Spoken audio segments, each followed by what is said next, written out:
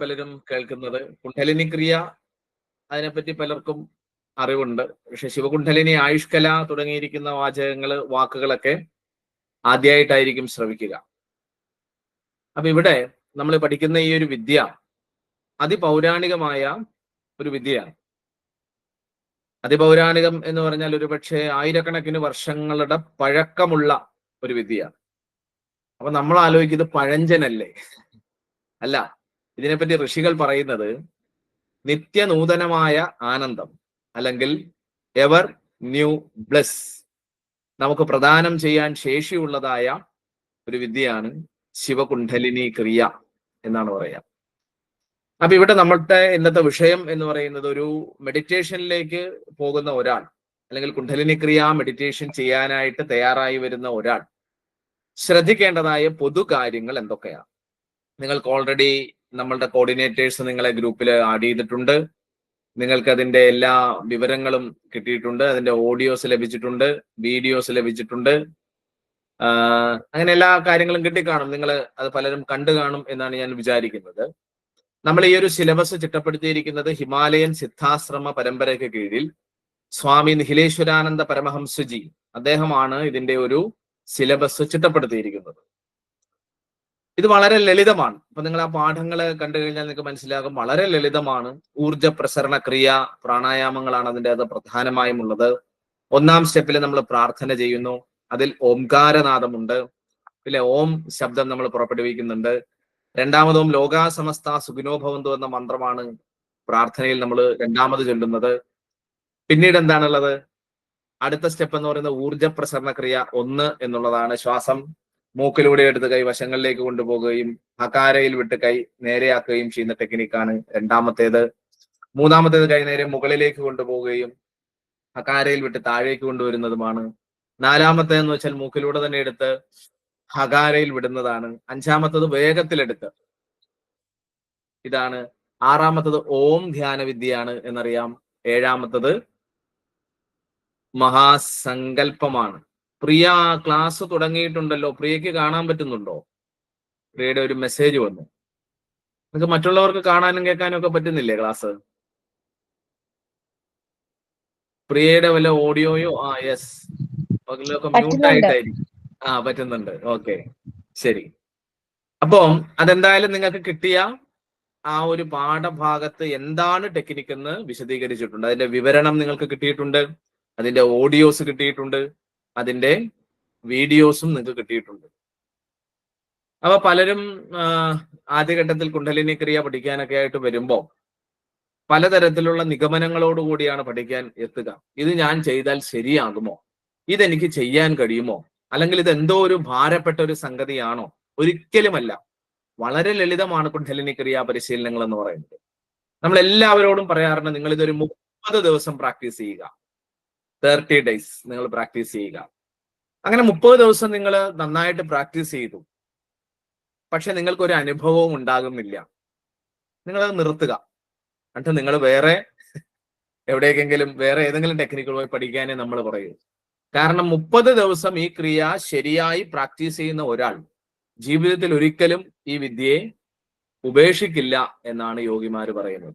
അത്ര കണ്ട് നമ്മളുടെ ശരീരത്തെ ഊർജ്ജസ്വലമാക്കാനും മനസ്സിനെ ശാന്തവും ശക്തവുമാക്കാനും നമ്മളുടെ ഇന്റലക്ച്വൽ ആയിട്ടുള്ള പവർ വികസിപ്പിക്കാനും നമ്മുടെ ഉള്ളിൽ കുടികൊള്ളുന്ന ഒരു ഡിവിനിറ്റിയെ കണ്ടെത്താനും സഹായിക്കുന്ന ലളിത ക്രിയകളാണ് ശിവകുണ്ഡലിനി ക്രിയ എന്ന് പറയുന്നത്.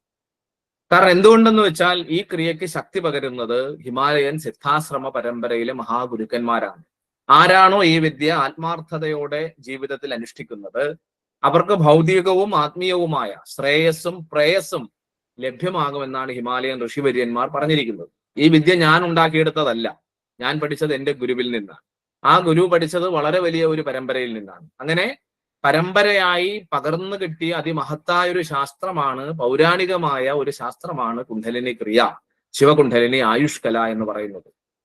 അപ്പൊ ഇതിന്റെ പ്രാധാന്യം നമ്മൾ മനസ്സിലാക്കണം. അതിമഹത്തായ ഹിമാലയൻ ഋഷി പരമ്പരയുടെ ആ ഒരു പാരമ്പര്യത്തിന്റെ പിന്തുടർച്ചക്കാരായിട്ടാണ് നമ്മളും ഇത് പഠിക്കുന്നത് എന്ന അതിന്റെ വിലയെ, അതിന്റെ മൂല്യത്തെ നമ്മൾ തിരിച്ചറിയണം. കൃത്യമായി 30 ദിവസം നിങ്ങൾ ഇത് പ്രാക്ടീസ് ചെയ്ത് കഴിഞ്ഞാൽ ശരീരത്തിന്റെ ഊർജ്ജസ്വലത വർദ്ധിക്കും, യാതൊരു സംശയവും വേണ്ട. ഇത് സയന്റിഫിക്കലി നമുക്ക് ഇതിനെപ്പറ്റി മറ്റൊരു അവസരത്തിൽ പറയാം. എങ്ങനെയാണ് ഈ പ്രാണായാമങ്ങൾ ചെയ്യുമ്പോൾ നിങ്ങളുടെ ശരീരത്തിൽ മാറ്റങ്ങൾ വരുന്നത്, ഹോം മെഡിറ്റേഷൻ എങ്ങനെ നിങ്ങളുടെ മൈൻഡിനെ സ്വാധീനിക്കുന്നു എന്നൊക്കെ നമുക്ക് മറ്റൊരു സെഷനിൽ പറയാം. അപ്പോ നമ്മൾ പറയുന്ന ഒറ്റ ഒരു കാര്യം 30 ദിവസം നിങ്ങൾ ചെയ്യുക. അതാണ് ഈ ക്രിയ ചെയ്യുമ്പോൾ ശ്രദ്ധിക്കേണ്ടതായ, ശിവകുണ്ഡലിനി ആയുഷ്കല ചെയ്യുമ്പോൾ ശ്രദ്ധിക്കേണ്ടതായ ചില പൊതു കാര്യങ്ങളെ പറ്റിയാണ് ഇന്നത്തെ ക്ലാസ്സിൽ നമ്മൾ പരാമർശിക്കുന്നത്. പാഠങ്ങള്, ഓഡിയോസ്, വീഡിയോസ് ഒക്കെ നിങ്ങൾക്ക് കിട്ടിയുള്ളത് കൊണ്ട് അതിൽ വലിയ സംശയങ്ങൾ ഉണ്ടാവില്ല. നാളെ രാത്രി 8:45 അതിന്റെ ഒരു പ്രാക്ടിക്കൽ ക്ലാസ് ഉണ്ടാകും. അതിൽ നിങ്ങൾ പങ്കെടുത്താൽ നിങ്ങൾക്ക് കാര്യങ്ങൾ മനസ്സിലാകും. അപ്പൊ ഇന്നത്തെ നമ്മുടെ ഈ ഒരു ഇൻട്രൊഡക്ഷൻ ക്ലാസ്സിൽ എന്തൊക്കെ കാര്യങ്ങൾ നമ്മൾ കുണ്ഡലിനി ക്രിയ പരിശീലിക്കുമ്പോൾ എന്തൊക്കെയാണ് നമ്മൾ ഒരുങ്ങേണ്ടത്? ഒന്നാമത്തെ ഒരുക്കം, നിങ്ങൾ രാവിലെ ഭാരതത്തിലുള്ളവരാണെങ്കിൽ രാവിലെ 4 മണിക്കും 6 മണിക്കും ഇടയിൽ ഈ ക്രിയ ചെയ്യാനായിട്ട് ശ്രമിക്കണം.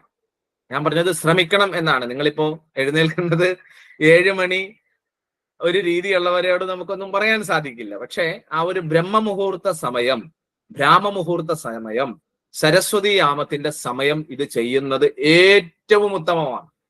അപ്പൊ ഭാരതത്തിന് പുറത്തുള്ളവർ എന്ത് ചെയ്യും? ഇപ്പൊ UAE-യിലുള്ളവര്, UK-യിലുള്ളത്, ന്യൂസിലൻഡിലുള്ളവര്, ഓസ്ട്രേലിയയിലുള്ളവര്, പല രാഷ്ട്രങ്ങളിലുള്ള നമ്മളുടെ ഭാരതീയരായിരിക്കുന്ന മലയാളികളായിരിക്കുന്നവരൊക്കെ ഈ ഗ്രൂപ്പിൽ ജോയിൻ ചെയ്തിട്ടുണ്ട്. അപ്പൊ അവിടെ നമ്മൾ എങ്ങനെയാ ബ്രാഹ്മമുഹൂർത്തം കണക്കാക്കുക?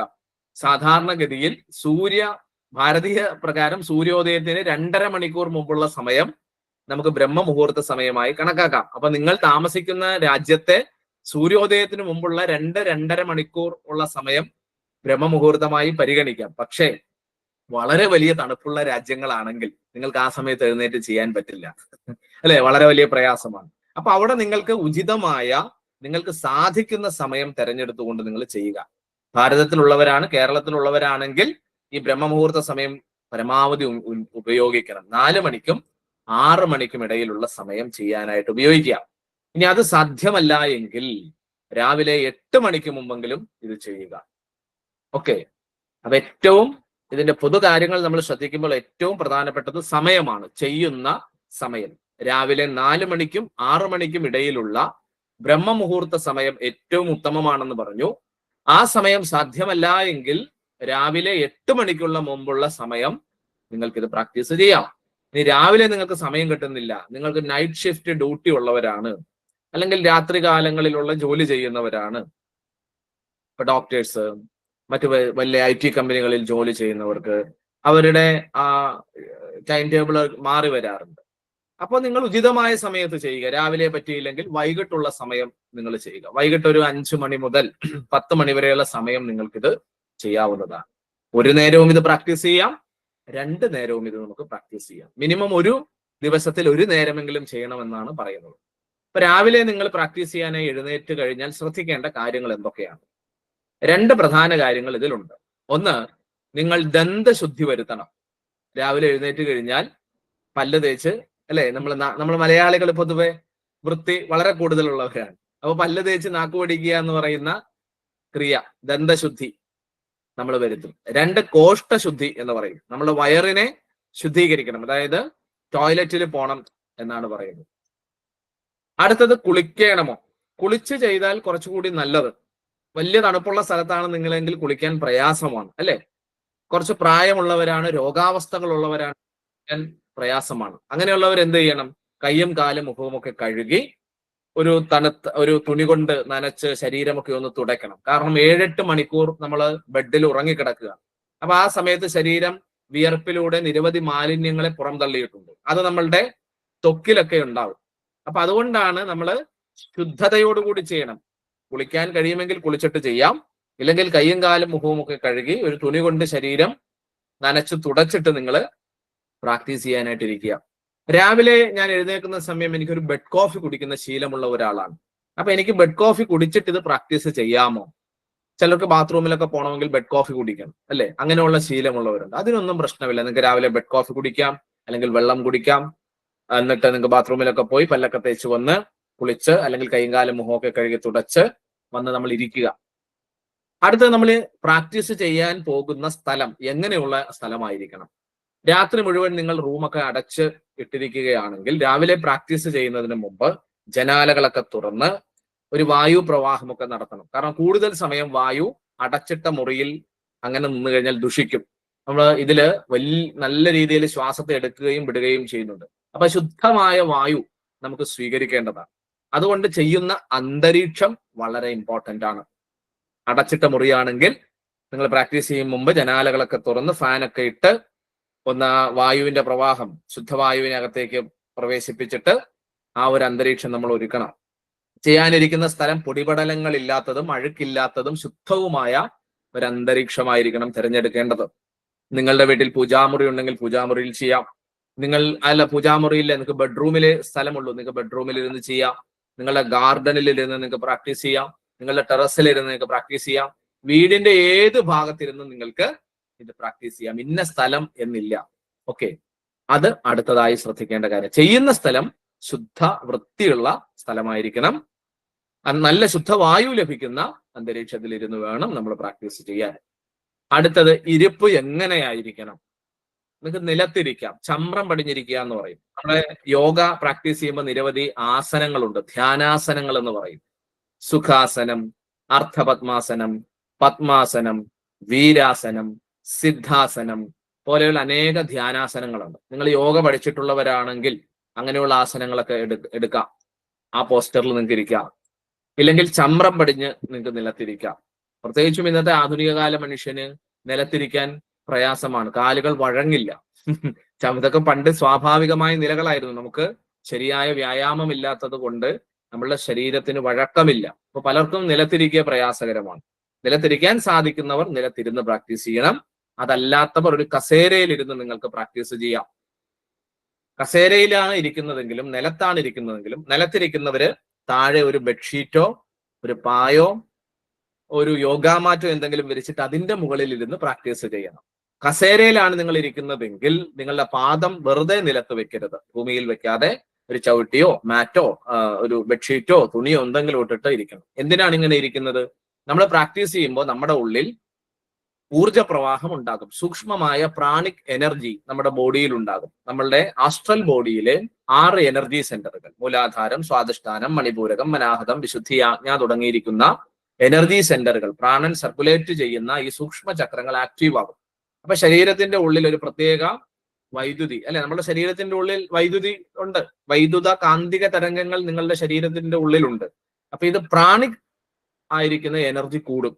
അപ്പൊ അത് ഡയറക്റ്റ് ഭൂമിയിലെ ഭൂഗുരുത്വാകർഷണവുമായിട്ട് കണക്ട് ചെയ്ത് കഴിഞ്ഞാൽ ശരീരം ആ എനർജി പെട്ടെന്ന് എർത്ത് ചെയ്ത് പോകും. അപ്പൊ ആ എർത്തിങ്ങിനെ ഒന്ന് നിരോധിക്കാനും നിങ്ങൾ പ്രാക്ടീസ് ചെയ്യുമ്പോൾ ബോഡിയിൽ രൂപപ്പെടുന്ന പ്രാണിക് എനർജിയെ പൂർണ്ണമായും നമ്മളുടെ ചക്രങ്ങളിലേക്ക് സ്വാംശീകരിക്കാനും വേണ്ടിയാണ് നമ്മൾ ഇത്തരത്തിലൊരു യോഗാമാറ്റോ പുൽപ്പായോ ബെഡ്ഷീറ്റോ ഇട്ടിട്ട് നമ്മൾ അതിന്റെ മുകളിൽ ഇരുന്ന് പ്രാക്ടീസ് ചെയ്യുന്നത്. അപ്പൊ നിലത്തിരുന്ന് പ്രാക്ടീസ് ചെയ്യാം, കസേരയിൽ ഇരുന്ന് പ്രാക്ടീസ് ചെയ്യാം.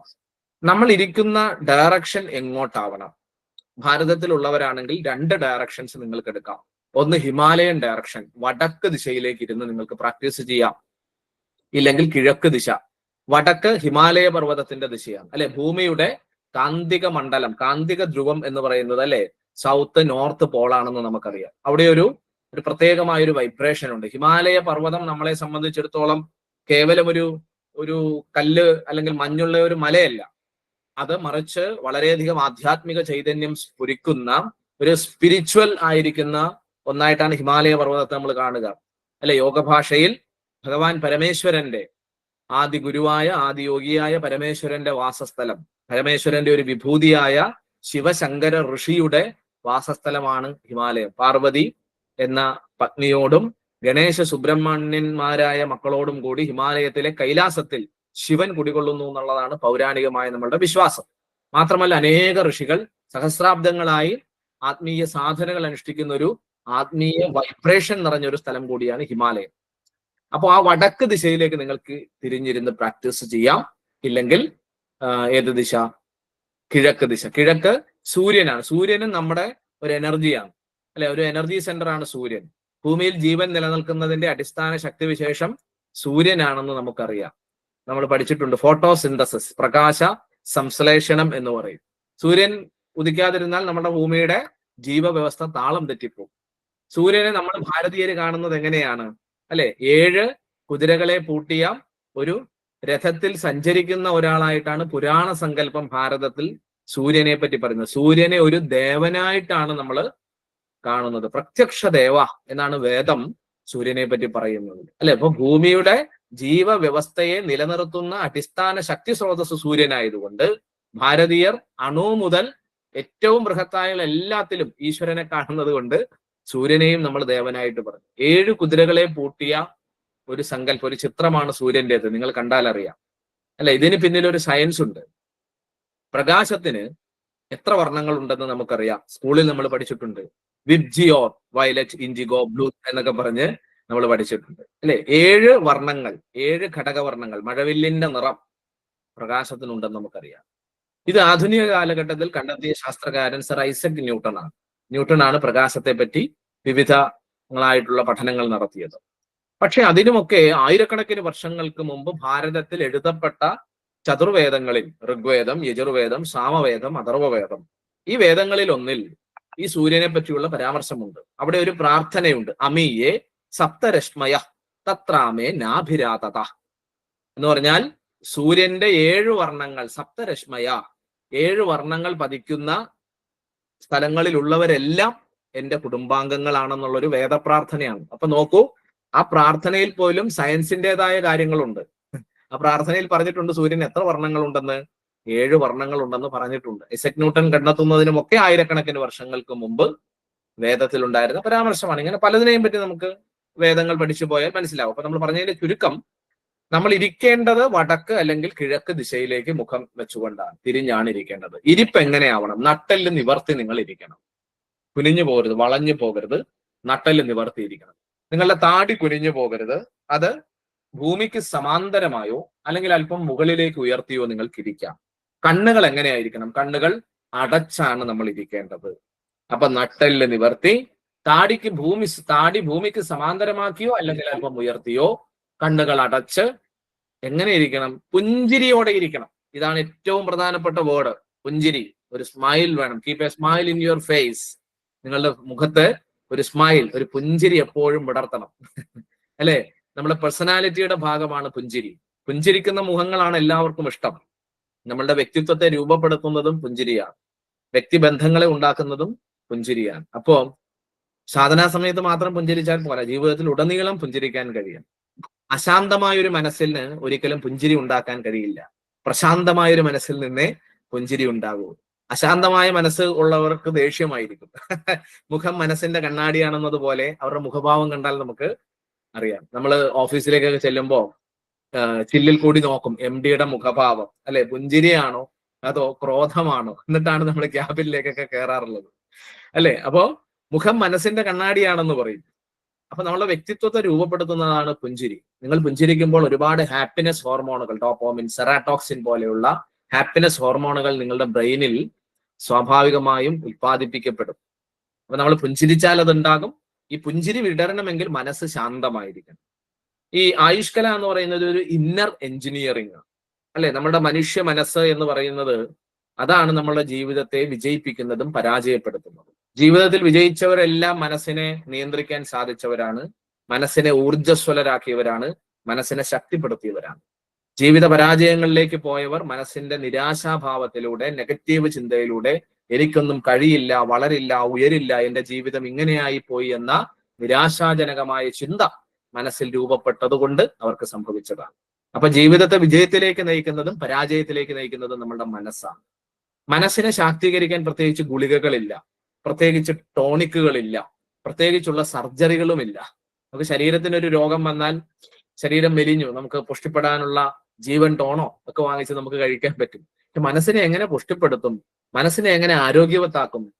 മനസ്സിന്റെ ഊർജം എന്ന് പറയുന്നത് അതിന്റെ ഘടകങ്ങളാണ്. ചിന്തകൾ, ആഗ്രഹങ്ങൾ, വികാരങ്ങൾ, ഇവയുടെ സ്പന്ദന മണ്ഡലമാണ് മനസ്സ്. അപ്പൊ നിങ്ങൾ ആലോചിക്കാറില്ലേ, എവിടെയാണ് മനസ്സ്?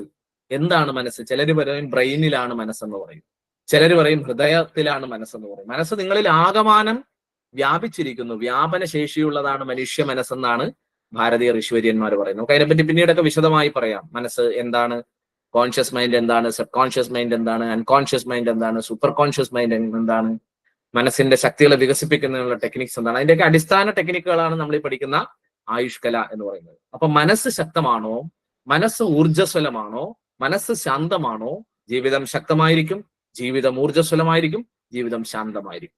അപ്പൊ ഈ ഒരു ഇന്നർ എഞ്ചിനീയറിംഗ് ആണ് ആയുഷ്കല എന്ന് പറയുന്നത്. നമ്മൾ ഇതിൽ ചെയ്യുന്ന ഊർജ്ജ പ്രസരണ ക്രിയാ പ്രാണായാമങ്ങൾ, ഓം ധ്യാന വിദ്യ, സങ്കല്പ ക്രിയകൾ, ഇതെല്ലാം നിങ്ങളുടെ ശരീരത്തെയും മനസ്സിനെയും നിങ്ങളുടെ ബൗദ്ധിക മണ്ഡലത്തെയും നിങ്ങളുടെ ഉള്ളിലെ സ്പിരിച്വാലിറ്റിയുടെ അടിസ്ഥാന ശക്തി കേന്ദ്രങ്ങളായ 6 എനർജി സെന്ററുകൾ, ഷഡാധാര ചക്രങ്ങളെയും ഊർജ്ജവൽക്കരിക്കും എന്നുള്ളതാണ്.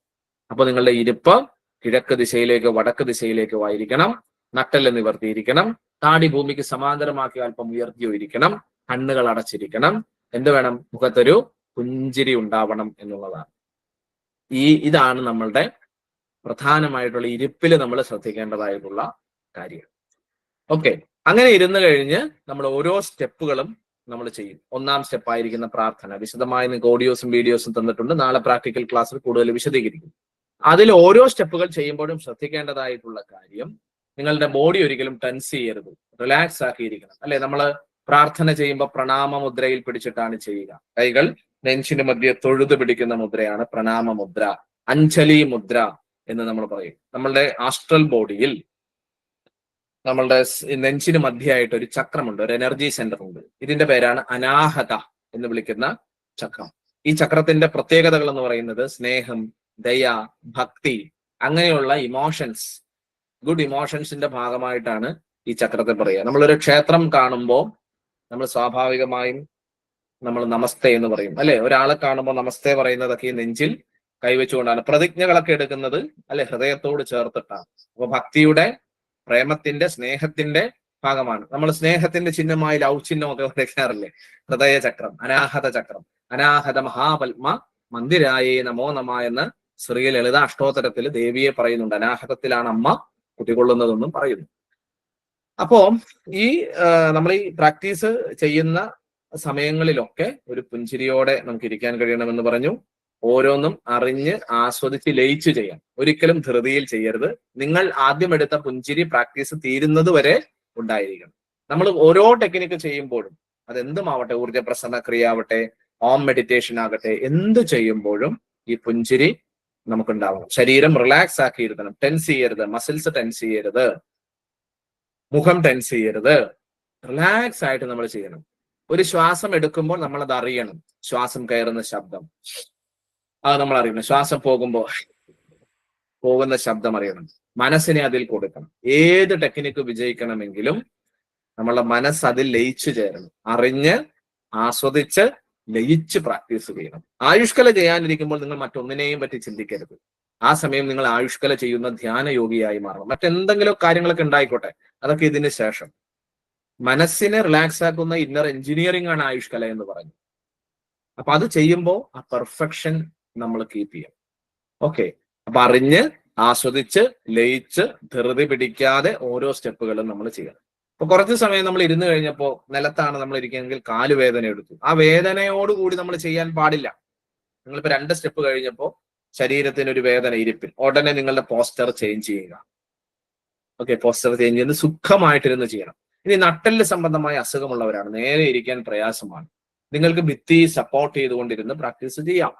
ഓക്കെ, നടുവിന് ഡിസ്കിന് പ്രോബ്ലം ഉള്ളവര്, മറ്റ് പ്രശ്നങ്ങളുള്ളവര്, ഒരുപാട് സമയം നിവർത്തിയിരിക്കുക പ്രയാസമാണ്, അവരൊരു പില്ലോ വെച്ചിട്ട് ഒന്ന് ഭിത്തിയുടെ സപ്പോർട്ട് കൂടി ഇരുന്ന് നിങ്ങൾക്ക് ചെയ്യാം. ചെയ്യുന്ന സമയങ്ങളിൽ പരമാവധി നട്ടെല്ല് നിവർത്തിയിരുന്ന് നമ്മൾ ചെയ്യാൻ ശ്രമിക്കുക. അങ്ങനെ ഓരോ സ്റ്റെപ്പും അറിഞ്ഞ് ആസ്വദിച്ച് ലയിച്ച് നമ്മൾ അത് പൂർത്തിയാക്കുക.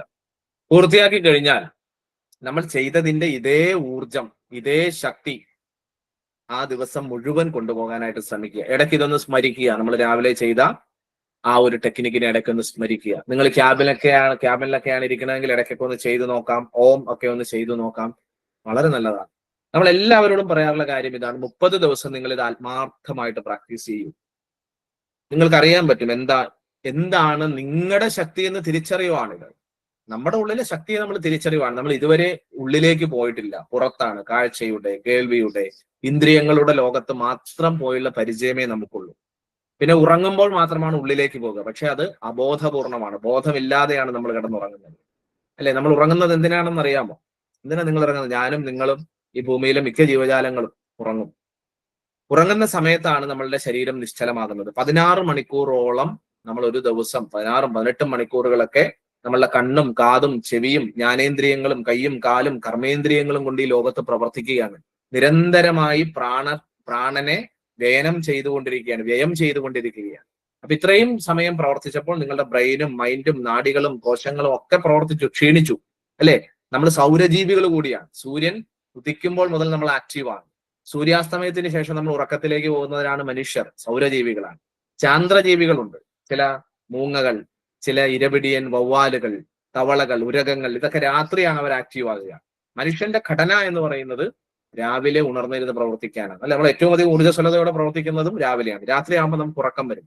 കാരണം പിന്നെ ഈ ബോഡി റീചാർജ് ചെയ്യണം. ഇപ്പൊ നിങ്ങളുടെ കയ്യിലുള്ള മൊബൈൽ ഫോൺ, അല്ലെ? ആ മൊബൈൽ ഫോൺ ഒരുപാട് സമയം ഉപയോഗിച്ചു കഴിയുമ്പോൾ ഇതിന്റെ ചാർജ് പോകും. നമ്മൾ എന്ത് ചെയ്യും? ഇതിനെ പ്ലഗിൽ കുത്തി നമ്മൾ അതിനെ റീചാർജ് ചെയ്യാൻ ഇടും. എന്നതുപോലെ ഇത്രയും 16-18 മണിക്കൂർ പ്രവർത്തിച്ച ശരീരം, ബാഹ്യ ശരീരം, ആന്തരിക ശരീരം, നാഡീ സംവിധാനങ്ങൾ, മനസ്സ്, പ്രാണതലം, ഇതിനൊക്കെ റിലാക്സേഷൻ വേണം. അതാണ് നമ്മൾ അസ്തമയം കഴിഞ്ഞ് 4 മണിക്കൂർ കഴിയുമ്പോഴത്തേക്ക് നമ്മൾ ഉറങ്ങാൻ തുടങ്ങും. 6 മണിക്ക് സൂര്യൻ അസ്തമിച്ചാൽ 7, 8, 9, 10 മണിയാകുമ്പോൾ നിങ്ങളുടെ കോൺഷ്യസ് മൈൻഡ്, ബോധ മനസ്സ് ക്ഷീണിക്കാൻ തുടങ്ങും. ബോധ മനസ്സിന് ഉറക്കം വേണം, റെസ്റ്റ് വേണം. അപ്പൊ നിങ്ങളുടെ സബ് കോൺഷ്യസ് മൈൻഡ് ഉണരാൻ തുടങ്ങും എന്നാണ് പറയാം. 6 മണിക്കൂർ കൊണ്ട് നിങ്ങളുടെ മസ്തിഷ്കം റീചാർജ് ചെയ്യും. സ്വതവേ നിങ്ങൾ ഉറങ്ങുമ്പോൾ ഈ റീചാർജിങ് പ്രോസസ്സ് നടക്കും. ഫോണിലെ ബാറ്ററി റീചാർജ് ചെയ്യുന്നത് പോലെ ശരീരം മസ്തിഷ്കത്തെ, നാഡീ സംവിധാനങ്ങളെ റീചാർജ് ചെയ്യും. ആ സമയം നിങ്ങളെ പൂർണ്ണമായും ഓഫ് ചെയ്യും. അല്ല, ഉറങ്ങുന്ന സമയത്ത് നിങ്ങൾ പുരുഷനാണോ സ്ത്രീയാണോ എന്നറിയില്ല. നിങ്ങൾ എവിടെയാണ് കിടക്കുന്നതെന്ന് പോലും നിങ്ങൾക്കറിയില്ല. നിങ്ങൾ എവിടെ പോയി, നിങ്ങളുടെ മനസ്സ് എവിടെ പോയി, നിങ്ങളുടെ ബോധം എവിടെ പോയി, നിങ്ങൾ കംപ്ലീറ്റ് ഓഫായി പോകുന്ന ഒരവസ്ഥ.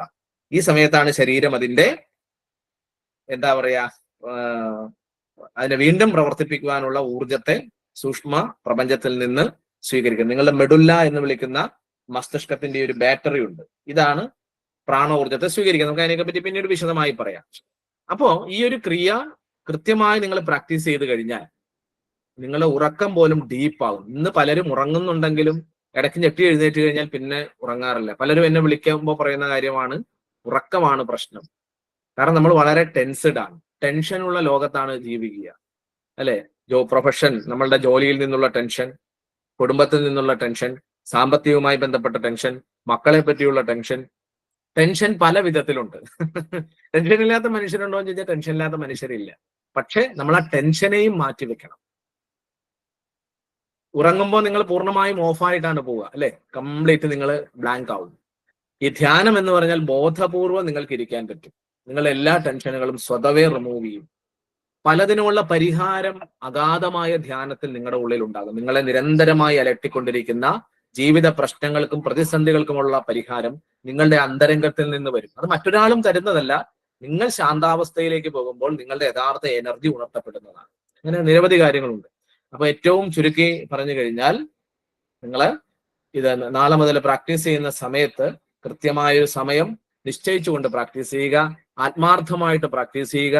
എന്ത് സംശയങ്ങൾ വന്നാലും നിങ്ങൾക്ക് നമ്മളുടെ ഇതുണ്ട്, വാട്സപ്പ് ഗ്രൂപ്പ് ഉണ്ട്, അതിൽ ചോദിക്കാം. ഇനി അതിൽ ചോദിക്കാൻ മടിയാണെങ്കിൽ പേഴ്സണലി എന്റെ വാട്സപ്പ് നമ്പറുകളിൽ നിങ്ങൾക്ക് ചോദിക്കാവുന്നതാണ്. നിങ്ങൾക്ക് എപ്പോഴും വിളിച്ചാൽ എന്നെ കിട്ടണമെന്നില്ല. പക്ഷെ പരമാവധി എന്ത് വേണം, നമ്മളുടെ വാട്സപ്പിൽ വോയിസോ അല്ലെങ്കിൽ എഴുതിയോ നിങ്ങൾ ഇടുക. അപ്പൊ ഇത്രയും കാര്യങ്ങളാണ് ഏറ്റവും ചുരുക്കത്തിൽ പറയാനുള്ളത്. ഇത് ചെയ്യുമ്പോഴുള്ള ഒരുക്കങ്ങളെ പറ്റിയാണ് ഇന്ന് നമ്മൾ പറഞ്ഞത്. ചെയ്യേണ്ട സമയം പറഞ്ഞു, 4 മണി മുതൽ 6 മണി വരെ ഏറ്റവും ഉത്തമമാണ്. ഇല്ലെങ്കിൽ രാവിലെ 8 മണിക്കിടയിലുള്ള സമയത്ത് നിങ്ങൾക്ക് പ്രാക്ടീസ് ചെയ്യാം. രാവിലെ സാധിക്കുന്നില്ല എങ്കിൽ വൈകിട്ട് 5 മണിക്ക് ശേഷം 10 മണി വരെയുള്ള സമയം ചെയ്യാം. പിന്നെ ചെയ്യാനിരിക്കുന്ന സമയത്ത് വെറും നിലത്തിരിക്കരുത്. ഒരു യോഗ മാറ്റോ പുൽപ്പായോ ബെഡ്ഷീറ്റോ ഇട്ടിട്ടിരിക്കണം. നിലത്തിരിക്കാൻ പ്രയാസമുള്ളവർക്ക് കസേരയിലിരുന്ന് പ്രാക്ടീസ് ചെയ്യാം. കസേരയിൽ ഇരിക്കുമ്പോഴും കാല് വെറും നിലത്ത് വെക്കരുത്. കാരണം പ്രാണിക് എനർജി നമ്മുടെ ബോഡിയിൽ ഫോം ചെയ്യും. അത് ഡയറക്റ്റ് ഭൂഗുരുത്വ ആകർഷണം, ഗ്രാവിറ്റേഷൻ ഫോഴ്സുമായി കണക്ട് ചെയ്താൽ അത് എർത്ത് ചെയ്ത് പോകും. കുറച്ച് സമയമെങ്കിലും ആ എനർജിയെ നമ്മുടെ ഉള്ളിൽ പിടിച്ചു നിർത്താനും ചക്രങ്ങളിലേക്ക് അതിനെ സ്വാംശീകരിക്കാനുമാണ് ഇത്തരത്തിലുള്ള ഒരു ബെഡ്ഷീറ്റ്, യോഗ മാറ്റ് നമ്മളിട്ട് പ്രാക്ടീസ് ചെയ്യുക. കിഴക്ക് ദിശ അല്ലെങ്കിൽ വടക്ക് ദിശയിലേക്ക് തിരിഞ്ഞിരുന്ന് ചെയ്യാം. ഇരിക്കുമ്പോൾ നട്ടൽ നിവർത്തിയിരിക്കണം. താടി ഭൂമിക്ക് സമാന്തരമായോ അല്പം ഉയർത്തിയോ വയ്ക്കാം. കണ്ണുകൾ അടച്ചിരിക്കണം. ഒരു പുഞ്ചിരി സദാ നിങ്ങളുടെ മുഖത്ത് വിടരണം. ചെയ്യുന്ന ഓരോ ടെക്നിക്കുകളും അറിഞ്ഞ് ആസ്വദിച്ച് ലയിച്ച് ചെയ്യണം. ധൃതിയിൽ ചെയ്യരുത്, തീർക്കാൻ വേണ്ടി ചെയ്യരുത്. സമയമില്ലാത്ത സമയത്ത് ഇത് എങ്ങനെയെങ്കിലും ചെയ്ത് തീർത്തിട്ട് പോകണം എന്ന രീതിയിൽ ചെയ്യരുത്. എവിടെയും വിജയിക്കണമെങ്കിൽ 3 കാര്യങ്ങൾ വേണം. എവിടെയാണോ നമ്മളുടെ സമയം, എവിടെയാണോ നമ്മളുടെ ഊർജം, എവിടെയാണോ നമ്മളുടെ ശ്രദ്ധ കൊടുക്കുന്നത്, അവിടെ വിജയിക്കും. സമയം, ഊർജം, ശ്രദ്ധ. മെൻലോക്കിലെ മാന്ത്രികൻ എന്ന് വിളിക്കുന്ന ശാസ്ത്രകാരനായിരുന്നു. നമ്മൾ എപ്പോഴും പറയാനുള്ള ഉദാഹരണമാണ് തോമസ് ആൽവ എഡിസൺ. എഡിസനേക്കാൾ വളരെയധികം സാമ്പത്തിക ശേഷിയുള്ളവരും തീക്ഷണാശാലികളുമായിട്ടുള്ള ശാസ്ത്രകാരന്മാർ അന്നുണ്ടായിരുന്നു. പക്ഷെ അവര് അധികം സമയം ഗവേഷണങ്ങൾക്ക് കൊടുത്തിരുന്നില്ല. എഡിസൺ ഒരു ദിവസം 18ഉം 20ഉം മണിക്കൂറുകളാണ് വൈദ്യുത ബൾബ് ഉൾപ്പെടെയുള്ള കണ്ടുപിടുത്തങ്ങൾക്ക് വേണ്ടി അദ്ദേഹം ചെലവഴിച്ചത്. തന്റെ സമയവും തന്റെ ഊർജവും തന്റെ ശ്രദ്ധയും എഡിസൺ വിനിയോഗിച്ചത് ഈ കണ്ടുപിടുത്തങ്ങൾക്കാണ്. അവിടെ മാറ്റമുണ്ടായി. പ്രകൃതിക്കൊരു നിയമമുണ്ട്. എവിടെയാണോ നമ്മളുടെ സമയവും ഊർജവും ശ്രദ്ധയും കൊടുക്കുന്നത്, അതിനനുസരിച്ചുള്ള റിസൾട്ട് നമുക്ക് പ്രകൃതി തരും. That is the universal law. അതറിയപ്പെടുന്നത് ലോ ഓഫ് അട്രാക്ഷൻ എന്നാണ് അത് അറിയപ്പെടുന്നത്. നാം എന്ത് ചിന്തിക്കുന്നുവോ നാം അതായി തീരും. നാം എന്തിനു വേണ്ടി തീവ്രമായി ആഗ്രഹിക്കുന്നുവോ, അതിൽ മനസാ വാച കർമ്മണ അതിനു വേണ്ടി പണിയെടുക്കുന്നുവോ, അത് ഈ പ്രപഞ്ചം നമുക്ക് തരും. നല്ലതെങ്കിൽ നല്ലത്, ചീത്തയെങ്കിൽ ചീത്ത. ഓക്കെ, അതാണ് ഋഷികൾ പറയുന്നത്. നല്ല ചിന്തകൾ ഉണ്ടാകട്ടെ, നല്ല വാക്കുകൾ പറയാൻ സാധിക്കട്ടെ, നല്ല പ്രവർത്തനങ്ങൾ നിങ്ങൾക്ക് ചെയ്യാൻ സാധിക്കട്ടെ. മനസ വാച കർമ്മണ ഉള്ള പ്രവർത്തനങ്ങൾ സംശുദ്ധമാകട്ടെ എന്ന് നമ്മൾ പറയും. അപ്പോ ഇതാണ് പൊതുവെ പറഞ്ഞ കാര്യങ്ങൾ. ഇനി മറ്റു ചില സംശയങ്ങൾ കൂടി നമുക്ക് ഇതിൻ്റെ അകത്ത് വരാം. ആഹാര രീതിയെ പറ്റിയുള്ള ചില സംശയങ്ങൾ പലർക്കുമുണ്ട്. ഈ ക്രിയ ചെയ്യുമ്പോൾ പൂർണ്ണമായും വെജിറ്റേറിയൻ ആകണമോ? ഒരു നിർബന്ധവുമില്ല. നിങ്ങളുടെ ഭക്ഷണ രീതികളൊന്നും ഇതിൻ്റെ അകത്ത് മാറ്റേണ്ടതില്ല. നിങ്ങൾക്ക് ഇഷ്ടമുള്ളത് കഴിക്കാം. വെജിറ്റേറിയനോ നോൺ വെജിറ്റേറിയനോ ഒക്കെ കഴിക്കാം. ലോകത്ത് സസ്യാഹാരികളുണ്ട്, മാംസാഹാരികളുണ്ട്, മിശ്ര ബുക്കുകളുണ്ട്, അല്ലെ? അത് ലോക സ്വഭാവമാണ്. ഇവിടെ ഈ പ്രാക്ടീസ് ചെയ്യുമ്പോൾ അങ്ങനെ ഭക്ഷണ കാര്യങ്ങളിലൊന്നും പ്രത്യേകിച്ചുള്ള നിയമങ്ങൾ പറയുന്നില്ല.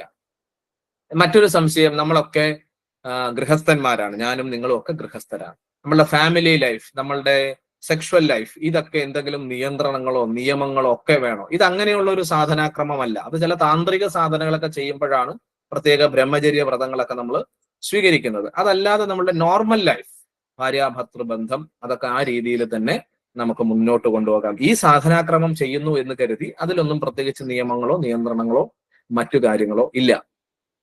പണ്ട് എന്നോട് ഒരാൾ ചോദിച്ചിട്ടുണ്ട്, ഈ മദ്യപാനം പുകവലി ശീലമുള്ള ഒരാളാണ് ഞാൻ, എനിക്കിത് ചെയ്യാമോ? ചെയ്യണം.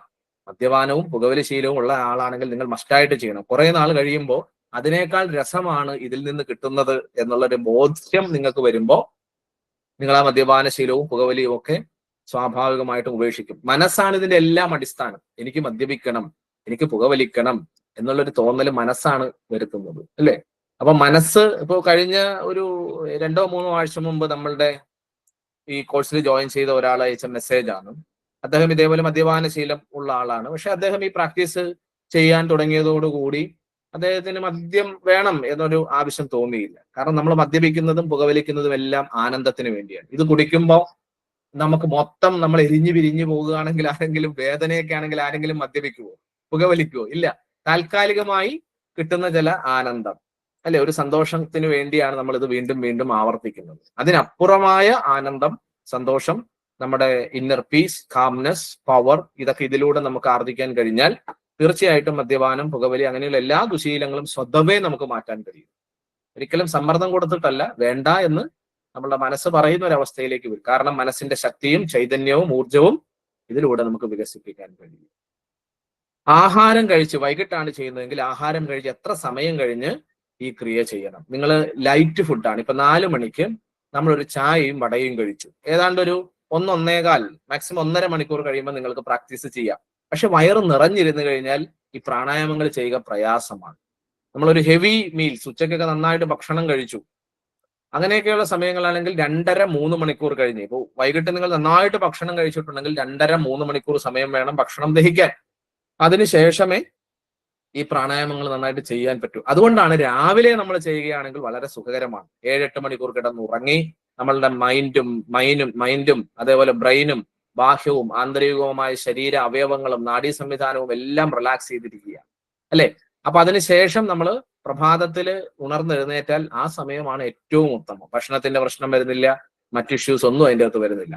വൈകിട്ടാണ് ചെയ്യുന്നതെങ്കിൽ, എപ്പോഴും ഭക്ഷണം ഹെവി ഫുഡാണ് കഴിച്ചിരിക്കുന്നതെങ്കിൽ 2.5-3 മണിക്കൂറിന് ശേഷമേ നിങ്ങളിത് പ്രാക്ടീസ് ചെയ്യാവൂ. ഇത് ചെയ്തു കഴിഞ്ഞാൽ എത്ര സമയം കഴിഞ്ഞ് ഭക്ഷണം കഴിക്കാം, കുളിക്കാം? ഏകദേശം ഒരു 10-15 മിനിറ്റ് കഴിഞ്ഞ് നിങ്ങൾക്ക് ഭക്ഷണം കഴിക്കാം, കുളിക്കാം, മറ്റു കാര്യങ്ങൾ ചെയ്യാം. ഈ പ്രാക്ടീസ് ചെയ്യുമ്പോൾ ഞാൻ മുന്നേ ചെയ്തുകൊണ്ടിരിക്കുന്ന യോഗ പരിശീലനമോ തന്ത്ര പരിശീലനമോ അല്ലെങ്കിൽ മറ്റേതെങ്കിലും ഗുരുവിൽ നിന്ന് പരമ്പരയിൽ നിന്ന് സ്വീകരിച്ചിരിക്കുന്ന പരിശീലനങ്ങളോ നിർത്തേണ്ടതുണ്ടോ, ഉപേക്ഷിക്കേണ്ടതുണ്ടോ? ഒരിക്കലും ഉപേക്ഷിക്കേണ്ടതില്ല. നിങ്ങളെ ആ ആചാര്യൻ, ആ പരമ്പര എന്താണോ പഠിപ്പിച്ചത് അത് ആത്മാർത്ഥമായിട്ട് ചെയ്യുക. ഇത് ചെയ്യുമ്പോൾ ഇതിൻ്റെതായ രീതിയിൽ ചെയ്യുക എന്നുള്ളതാണ്. ഹൈ ബ്ലഡ് പ്രഷർ ഉള്ളവർ, ഷുഗർ രോഗികൾ, ഇങ്ങനെയുള്ളവർ ഇത് ചെയ്യാമോ? തീർച്ചയായിട്ടും ഈ ക്രിയ ആർക്കും പ്രാക്ടീസ് ചെയ്യാം എന്നുള്ളതാണ്. ഇത് നന്നായി ചെയ്ത് ധാരാളം ഡയബറ്റിക് പേഷ്യൻസിന് നല്ല രീതിയിലുള്ള മാറ്റങ്ങൾ അവരുടെ ഡയബറ്റിക്സിന് ഉണ്ടായിട്ടുണ്ട്, ജീവിതശൈലി രോഗങ്ങൾക്ക് ഉണ്ടായിട്ടുണ്ട്. 2 ടൈപ്പ് രോഗങ്ങൾ നമുക്കുണ്ട്. ഒന്ന് ജീവിതശൈലി രോഗങ്ങൾ, ലൈഫ് സ്റ്റൈൽ ഡിസീസസ് എന്ന് പറയും. മറ്റൊന്ന് പാരമ്പര്യ രോഗങ്ങൾ, അച്ഛനമ്മ ജനറ്റിക്കലി ജീനിലൂടെ പകർന്നു കിട്ടുന്ന രോഗങ്ങൾ. ഇതിനെല്ലാം പ്രതിരോധിക്കാൻ തീർച്ചയായിട്ടും നിങ്ങളുടെ ഉള്ളിലെ പ്രതിരോധ ശക്തി വർദ്ധിക്കണം. പ്രതിരോധ ശക്തി, ഇമ്മ്യൂണിറ്റി പവറിനെ വർദ്ധിപ്പിക്കാനായിട്ട് പാരമ്പര്യ രോഗങ്ങളെയും ജീവിതശൈലി രോഗങ്ങളെയും പ്രതിരോധിക്കുവാനും നിവാരണം ചെയ്യുവാനും തീർച്ചയായിട്ടും ആയുഷ്കല പരിശീലനങ്ങൾ നിങ്ങൾ കുറച്ചു നാൾ പ്രാക്ടീസ് ചെയ്താൽ മനസ്സിലാവും. ഇതൊന്നും പ്രത്യേക അവകാശവാദങ്ങളൊന്നും ഇതിൻ്റെ അകത്തില്ല. നിങ്ങൾ ഇത് ചെയ്താൽ നിങ്ങൾക്ക് അത് കിട്ടും, ഇത് കിട്ടുമെന്നൊന്നും നമ്മൾ അവകാശപ്പെടാറില്ല. നിങ്ങൾ ചെയ്തു നോക്കാനാണ് പറയുന്നത്. അതാണ് നമ്മൾ പറയാത്തൊരു കാര്യമില്ലേ. നമ്മളുടെ ഗ്യാരണ്ടി ഇതാണ്. 30 ദിവസം നിങ്ങൾ ചെയ്യും, നിങ്ങൾക്ക് അനുഭവങ്ങൾ ഉണ്ടാവും, ശരീരത്തിൽ ഒരു ഊർജ്ജസ്വലതയും ശാന്തിയും സന്തോഷവും ഉണ്ടാവും. പക്ഷെ ചെയ്യണം. നമുക്ക് പലപ്പോഴും മടിയാണ്. ഇന്ന് ചെയ്യും, നാളെ നമ്മൾ മാറ്റിവെക്കും. നാളെ എന്ന് വെച്ചാൽ നീളെ പോകും. ഒരു ക്രിയ പഠിച്ചാൽ, ഒരു വിദ്യ പഠിച്ചാൽ നിങ്ങൾ അതിൽ പൂർണ്ണമായും മുഴുകണം. കൃത്യനിഷ്ഠ വേണം. ജീവിതത്തിൽ വിജയിക്കണമെങ്കിൽ നമ്മൾ പറഞ്ഞില്ലേ, എവിടെയാണോ സമയവും ഊർജവും ശ്രദ്ധയും കൊടുക്കുന്നത് അവിടെ വിജയമുണ്ടാകും. കൃത്യനിഷ്ഠ, സമയനിഷ്ഠ, ദിനചര്യ മസ്റ്റായിട്ട് ജീവിതത്തിൽ ഉണ്ടെങ്കിൽ നിങ്ങൾ ഭൗതിക രംഗത്തും ആത്മീയ രംഗത്തും വിജയിക്കും. തോമസ് ആൽവ എഡിസന് തന്റെ സമയവും ഊർജവും ശ്രദ്ധയും ഭൗതിക കണ്ടുപിടുത്തങ്ങൾക്ക് വേണ്ടി കൊടുത്തു. കൂടുതൽ സമയം, കൂടുതൽ ഊർജം, കൂടുതൽ ശ്രദ്ധ. അദ്ദേഹം മെൻലോക്കിലെ മാന്ത്രികൻ എന്ന വിശേഷണത്തിന് പാത്രമായി. രാമകൃഷ്ണ പരമഹംസർ, സ്വാമി വിവേകാനന്ദന്റെ ഗുരു, തന്റെ സമയവും ഊർജവും ശ്രദ്ധയും കൊടുത്തത് ആത്മീയ മേഖലയിലെ കണ്ടുപിടുത്തങ്ങൾക്കാണ്. ലോകം അറിയപ്പെടുന്ന ശ്രീരാമകൃഷ്ണ പരമഹംസനായി അദ്ദേഹം മാറി. ഏത് രംഗത്തും, ബിസിനസ് രംഗത്താകട്ടെ, വിദ്യാഭ്യാസ രംഗത്താവട്ടെ, ഏത് മേഖലയിലുമാകട്ടെ, നിങ്ങളുടെ പ്രൊഫഷൻ ഏതുമാകട്ടെ, എവിടെയാണെങ്കിലും സമയവും ഊർജവും ശ്രദ്ധയും കൊടുക്കണം. ആത്യന്തികമായി പ്രശാന്തമായ മനസ്സ്, ശക്തമായ മനസ്സ്, ഊർജ്ജസ്വലമായ ഒരു മനസ്സ് നമുക്ക് വേണം. മനുഷ്യ ജീവിതമാകുമ്പോൾ പ്രതിസന്ധികളും പ്രകോപനങ്ങളും പരീക്ഷണങ്ങളും ഉണ്ടാകും. ഇടയ്ക്ക് ആരോഗ്യം ഉണ്ടാകും, ഇടയ്ക്ക് അനാരോഗ്യം വരും. ഇടയ്ക്ക് ബിസിനസ്സിൽ നല്ല ലാഭം ഉണ്ടാകും, ഇടയ്ക്ക് നമുക്ക് നഷ്ടം വരും, ഇല്ലേ? ഇത് കയറ്റിറക്കങ്ങൾ മനുഷ്യ ജീവിതത്തിന്റെ ഭാഗമാണ്. അതിനെ തിരിച്ചറിഞ്ഞുകൊണ്ട് നമ്മൾ ഒരു ചെറിയ നഷ്ടം വരുമ്പോൾ ആകെ അടിപ്പെട്ടു പോകാതെ, നിരാശരാകാതെ, വലിയ നേട്ടങ്ങൾ ഉണ്ടാകുമ്പോൾ അധികം സന്തോഷിക്കാതെ, ഒരു കയറ്റത്തിന് ഒരു ഇറക്കമുണ്ട്, ഒരു ഇറക്കത്തിന് ഒരു കയറ്റമുണ്ടെന്ന് പറഞ്ഞ ഒരു ബാലൻസ് ലൈഫ്, സമചിത്തത എന്നാണ് ഭഗവത്ഗീത അതിനെപ്പറ്റി പറയുന്നത്. മനസ്സിനെ സമചിത്തമാക്കി കൊണ്ടുപോകാൻ കഴിയണം. അപ്പൊ തീർച്ചയായും മനസ്സിന്റെ ഇത്തരത്തിലുള്ള ക്വാളിറ്റീസ്, അതിന്റെ ശക്തികൾ, അതിന്റെ ഊർജം ഒക്കെ വർദ്ധിപ്പിക്കാനായിട്ട് ആയുഷ്കല നിങ്ങളെ വളരെയധികം സഹായിക്കും.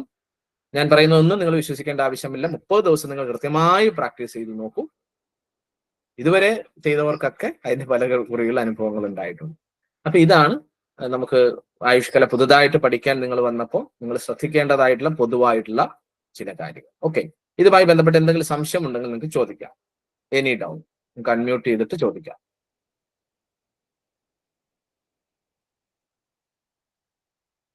സംശയമില്ല?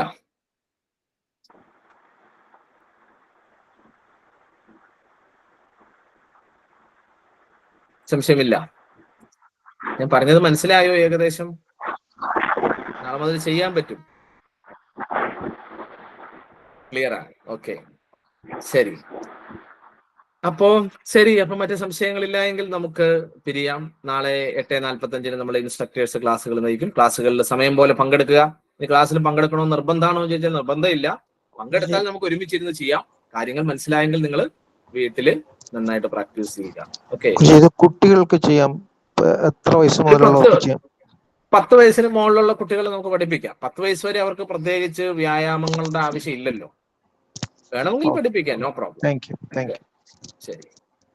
അപ്പൊ എന്ത് സംശയം വന്നാലും നിങ്ങൾ ചോദിക്കുക. അതിനൊന്നും നിങ്ങൾ മടിക്കേണ്ടതില്ല. എനിക്ക് വാട്സപ്പിൽ മെസ്സേജ് അയക്കാം, ഇല്ലെങ്കിൽ ഗ്രൂപ്പിൽ അയക്കാം. അപ്പൊ സന്തോഷം. നന്നായിട്ട് പ്രാക്ടീസ് ചെയ്യുക. എല്ലാ വിജയങ്ങളും ജീവിതത്തിൽ ഉണ്ടാകട്ടെ. മഹാദേവനും ഗുരുപരമ്പരകളും അനുഗ്രഹിക്കട്ടെ. എല്ലാ നന്മകളും പറയട്ടെ. നമസ്തേ. ശരി.